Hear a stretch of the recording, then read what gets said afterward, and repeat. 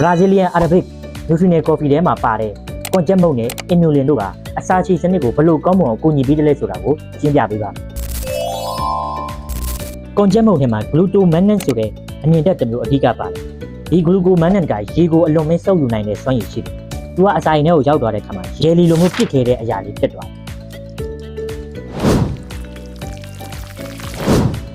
ဒီ jelly လိုအရာကဦးထဲကအစာဟောင်းတွေကိုပို့ပြီးတော့နုံးညံ့စေပြီးတော့ဦးလန်းချောင်းကိုဖြတ်တန်းလွန်အောင်တွန်းအားပေးတာဖြစ်တဲ့အတွက်ဝမ်းချုပ်တာကိုတက်တာစေပြီးတော့ဝမ်းမှန်စေပါတယ်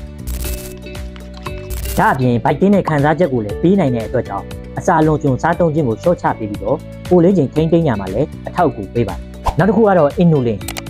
ကကြတော့ကွန်ချက်မုန့်နဲ့တဘောတဘာဝအနည်းငယ်ကွာတဲ့ probiotic အမြင်တက်ဖြစ်ပါတယ်။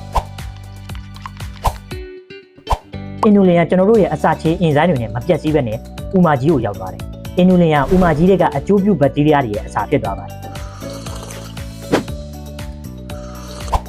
inulin ကိုစားသုံးတဲ့အကျိုးပြုဘက်တီးရီးယားတွေကပုံမပေါက်ဖွားလာပြီးတော့ကျန်းမာတဲ့ပတ်ဝန်းကျင်တစ်ခုကိုဖန်တီးပေးပါတယ်။ဒါကြောင့်ကိုယ်ခံအားကောင်းမွန်စေဖို့နဲ့အာဟာရတွေပုံမကောင်းမွန်စွာစုပ်ယူနိုင်စေဖို့အတွက်ပံ့ပိုးကူညီပေးပါတယ်။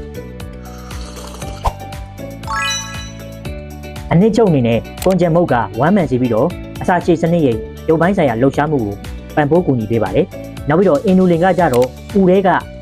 မိတ်ဆွေကောင်းအကျိုးပြုဘက်တီးရီးယားတွေကိုအားဖြည့်ပေးပြီးတော့ဒီဦးလန်းကြောင်းဆိုင်ရာကျန်းမာရေးကိုအတွင်းကနေပံ့ပိုးကူညီပေးပါတယ်။အဲ့လိုမျိုးမှတ်သားလို့ရပါတယ်အဲ့တော့ဒီပါဝင်ပစ္စည်းနှမျိုးပါတဲ့ဒီကော်ဖီဟာသင်ရဲ့အစာချေစနစ်ကိုထူးခြားစွာကောင်းမွန်အောင်ပံ့ပိုးကူညီပေးနိုင်မှာဖြစ်ပါတယ်